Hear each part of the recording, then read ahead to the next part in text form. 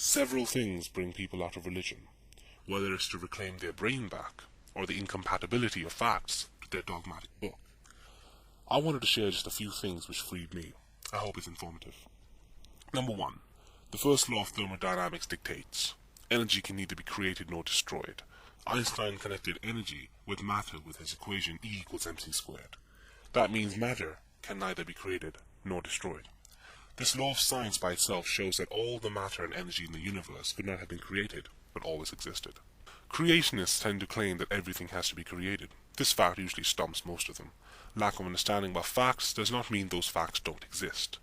Number 2. The creation theory regarding Adam and Eve. There are many flaws with this story if taken literally. Adam and Eve only have a limited amount of genetic information which they can pass to their children. If you give this theory some validity and think about it, it cannot create variation like we see all around us. You would need to rely on evolution for that, which creationists tend to flat out disagree with. Number 3. Evolution was proven to be a fact. Creationists don't learn the basics of science. If they did, they would not actually be religious, but mostly create their own god.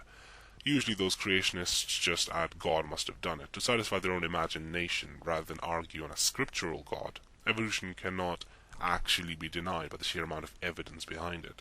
The changes within species through natural selection already proves its existence. Creationists might follow up with the typical replies they have been brainwashed with is, for example, I don't believe in macroevolution but microevolution. I think the stupidity in such a statement is that microevolution over a long period of time becomes macroevolution. So to say you don't believe in multiplication but you do believe in addition to reach a number is kind of ridiculous, but creationists do suggest it. Number 4. Scientific inaccuracies. Honestly, Muslims especially. If you think there is any validity in the Quran regarding scientific miracles, then you need some basic science lessons. Muslims tend to believe there is some form of science in their holy book, but actually it's just lies fabricated by their dais or preachers whom they listen to. Have you heard about the one where they claim mountains stabilize the earth? If they were told mountains are just the result of an earthquake, for example, like a wound is the result of something stabbing or damaging you, they won't be able to understand it. A good site I recommend answering most, if not all of these bogus claims by Muslims is in the sidebar. Number 5. The bedrock of religion is a belief in a God. An all-knowing and all-powerful God. A God that is so shallow that he needs the constant prayers of people and requires them to believe in him. A God who asks for people to pray to him yet never answers a single one.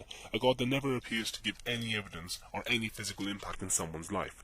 A God which symbolizes nothing but an excuse to hide someone's lack of intellectual capacity to understand and to learn and give them an easy answer, a simple way out of hardship of any kind of questioning. Number 6. The dangers of religion. The sheer number of events that number in the thousands of cases in which religion being the backbone of monstrous and inhuman actions, the submissive roles which women have to play and give up themselves as sexual objects, the ignorant phase which makes creationists believe in lies in order to support their imaginary friend, the religious violence and war sparked by the disrespect of a prophet or God. These are some of the reasons that made me attain freedom. Hope this helped.